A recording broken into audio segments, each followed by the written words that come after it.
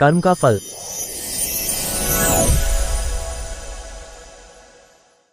अधिकतर धर्मों और आध्यात्मिक दर्शनों में एक महत्वपूर्ण सिद्धांत है, कर्म का फल सबको भोगना है।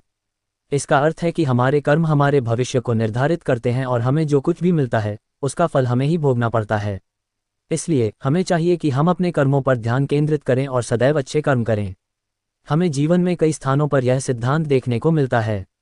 अगर हम अपने कर्मों का अच्छा फल चाहते हैं तो हमें सदैव अच्छा कर्म करना चाहिए।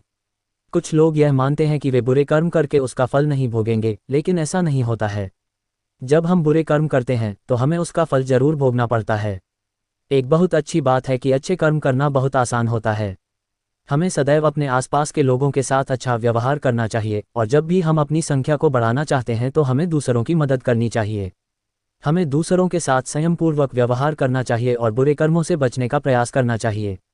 जब हम अपने अच्छे कर्मों का फल भोगते हैं तो हमें अत्यंत आनंद मिलता है और हमारा जीवन सफलता की ओर बढ़ता है। ये सिद्धांत शिक्षा, परिवार, समाज और राष्ट्र के लिए भी महत्वपूर्ण है। जब हम अपने बच्चों को अच्छी शिक्षा देते हैं और उन्हें सदैव सही रास्ते पर चलने की प्रेरणा देते हैं तो हमारे द्वारा किए गए अच्छे कर्मों का उनके जीवन पर बहुत बड़ा प्रभाव पड़ता है। एक खुशहाल परिवार का मूल आधार अच्छे कर्म होते हैं। समाज में भी जब हम अच्छा कर्म करते हैं तो हमें एक ऐसी सामाजिक वातावरण मिलता है जहां शांति, सद्भाव और सहयोग की भावना होती है। इसी प्रकार एक सशक्त और समृद्ध राष्ट्र भी अच्छे कर्मों के आधार पर ही निर्मित होता है। इसलिए हमें ये समझना चाहिए कि कर्म का फल सबको भोगना है।